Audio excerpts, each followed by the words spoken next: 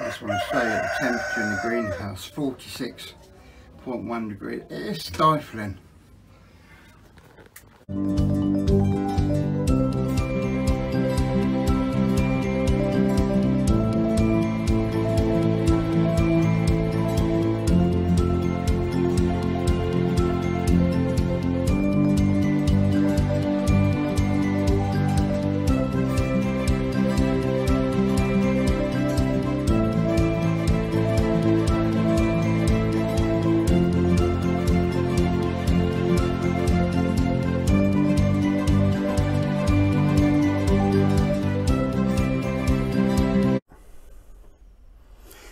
Good afternoon, it's Gary and Ben here from G&B Allotment Vlogs, and in today's video I'm going to show you our seed storage boxes and all the seeds that we've got for this year.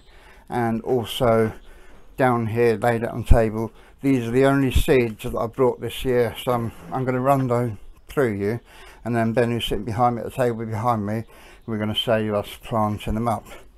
So I'll roll the credits and then I'll show you the next bit. So first we'll look at the seeds that we purchased this year, and we got here Mr. Fothergill's a tomato, and they're a variety Muskoka, and they're a cherry tomato ideal for baskets and pots, and we've also got some tumbling tomato variety as well.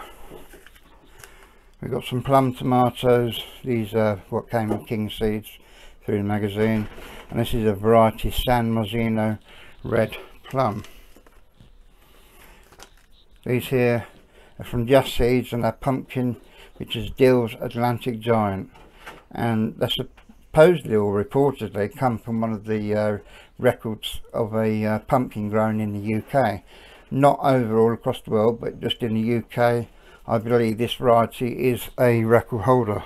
I'm sure somebody will correct me if I'm wrong. Got here some Cape Gooseberry sent by somebody on eBay who harvests their own seeds. We did have some Cape Gooseberry. We tried to overwinter them, but they didn't survive. So here we've got some Goldenberry Cape Gooseberry variety. Then got some Premier Seeds Direct seeds, and these here are a black Hungarian hot pepper from Premier Seeds. These here are tomato mamand. They're a beefsteak and they look pretty good, and again they're from Premier Seeds Direct. And the last one is another tomato. These are F1, and these are Sweet Million. So that's a Sweet Million tomato, again from Premier Seeds Direct. Now I'm going to show you these boxes here that we've got, and all the seeds in these boxes are either what we've purchased and haven't used over the last couple of years, or they've come free with our magazine collections. So these are the saved seeds from our magazines, and these boxes here are pretty cool. They're actually a photo storage box. I've seen a couple of YouTubers, Tony C. Smith, I've got the inspiration from him for these. They're not cheap. I think they're about £30 a box on Amazon. I will include the link. Now these empty cassettes here are ones that I haven't got seed for. In this ones are mainly herbs and what I call salad crops. Some of them I've doubled up because I haven't got either very many seeds, or we don't really enjoy them much, and they're just seeds that we got that will grow and pass on to other people. So we've got a courgette and cucumbers in there. We've got celery and celeriac. We've got chard and kohlrabi. And if I open up one of these, open up like a book, and you can see all the seeds in it. They're good quality. I suppose you get what you pay for. So got lettuce,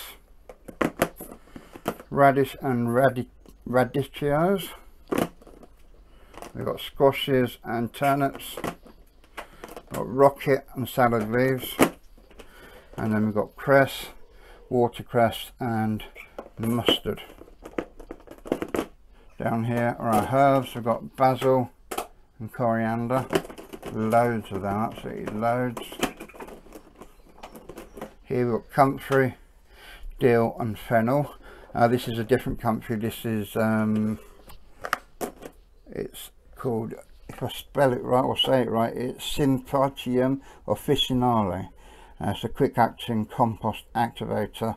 This isn't a boxing 14 country that were grown from the like a crown what you get on your rhubarb.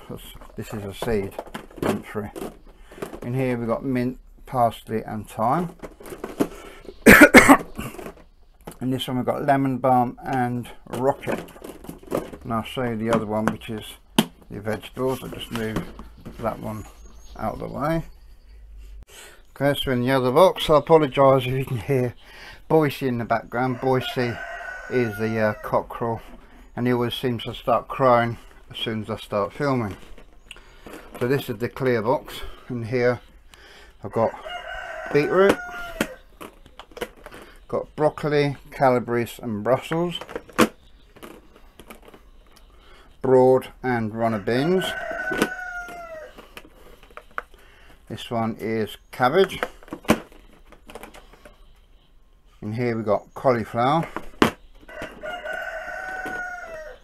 and we've got carrots,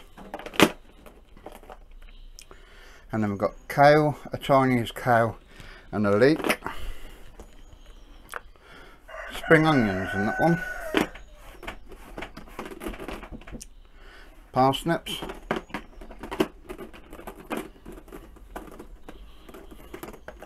and some pumpkins. This one's empty, but this will have peas in.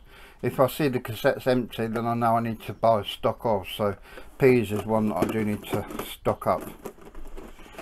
And we've got sweet and chili peppers, spinach, absolutely loads of spinach. We don't like it, so I should probably swap these with other allotment holders, but I will grow a few off to pass around to family and friends. This one we've got sweet corn and swede, and then this one is just again full of tomatoes, absolutely loads in here. So that is our seed storage boxes. I'm going to show you a couple of other things we bought for sowing seed this year as well. So this year we're going to have a go at a little experiment to see the difference between growing in coco coir and multi-purpose compost. Last year some things that I grew in coco coir was very, very pale green in colour, just didn't seem to have that bright vibrancy to it, and although we got crops and fruit, it wasn't as good as the other seeds in comparison. Now coco coir is a natural product, so there's no additional nutrients. Obviously once they've got the first fruit, things like tomatoes and that, you can add tomato which will give it its nutrients. But what I've got here are these coco coir pellets.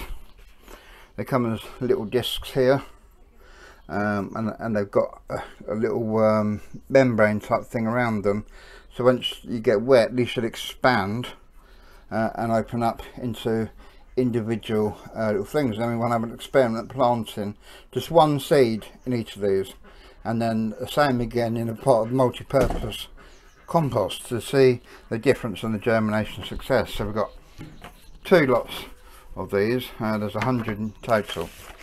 We then got these little seed bags, what sort of cannabis growers use when we picked up the spent coco coir cannabis from the local authorities. They grow them in these here, and the reason why they do that is because these are biodegradable, so once you finish you can just throw these in the compost and they will break down. So we're going to have a go with doing a single pellet of seed in there with the coco coir, and we've got a few different sizes here. So we've got the small ones that you can see here, and then some bigger ones there. We're going to get some water and we're going to show you this coco coir expanding and how that looks. So yeah, I was right, these do have the bags around them, so I've just poured some water in the tops of the holes, but you can see as they've expanded they have got the little bags around them to keep them contained. So we're just going to pop one seed in the middle of each of these and do the same in multi-purpose compost and compare the germination and growing rate. So what I'm going to do, I'll put the seeds into this little seed dispenser, and I'm going to use a nib. I'm going to tap it lightly so I get one seed falls down. As you can see, that seed has fallen into there. Just tap it down gently and cover up the top. Again, another seed in there. Try not to get two in there.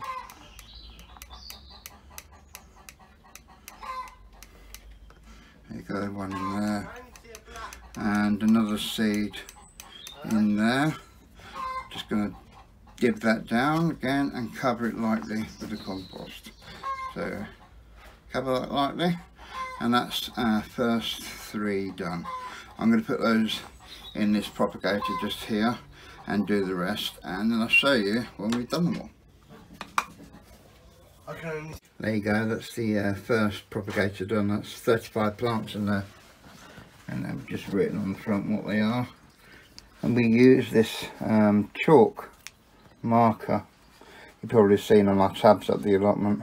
Just helps with Ben to learn and understand what plants are growing where, and because my memory is absolutely terrible when I'm filming, I always forget what I'm filming, so yeah, it just helps me remember, and Ben also. And these are waterproof poster man. It's what pubs and places like that use on their chalkboards outside. So we're now going to get on and plant all our other seeds, and then we'll give you a tour right at the end of what we've done.